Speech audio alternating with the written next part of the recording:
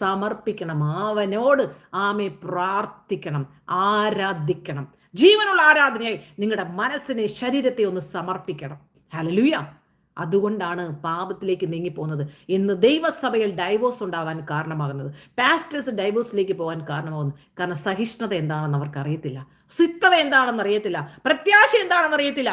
അത് ഒരു ദിവസം കൊണ്ട് കിട്ടത്തില്ല, വചനം പറഞ്ഞുകൊണ്ടും കിട്ടത്തില്ല, നിന്റെ അനുഭവത്തിലൂടെ.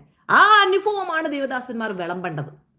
ഏതെങ്കിലും ഒരു ദൈവദാസൻ തൻ്റെ കുടുംബത്തിലുള്ള ഏതെങ്കിലും ഒരു കാര്യം, അത് ഏത് ദൈവദാസന്മാരായിക്കോട്ടെ, കുടുംബമായിട്ട് ഇങ്ങനെ ഫോട്ടോയൊക്കെ വെച്ചിട്ട് ഇങ്ങനെ വരും, ഞങ്ങളുടെ break through, glory, this is the meeting, we are going together. നിന്റെ കുടുംബത്തിന്റെ അകത്തുള്ള ഏതെങ്കിലും ഒരു ചരിത്രം നിനക്ക് പറയാൻ പറ്റുമോ? നിങ്ങൾ ഓവർകം ചെയ്തത്, നിങ്ങൾ എന്നോട് അടിയുണ്ടായത്, പ്രശ്നം. ഇത് പറഞ്ഞു കൊടുക്കുമ്പോൾ മറ്റൊരാൾക്ക് അനുഗ്രഹമാണെന്ന് എഫീഷ്യൻ ലേഖനം 6-ാം അധ്യായത്തിൽ എഴുതിയേക്കുന്ന വാക്യമാ. ഞാൻ പുതിയതായിട്ട് പറയുന്നൊന്നുമല്ല. നീ കടന്നു പോകുന്ന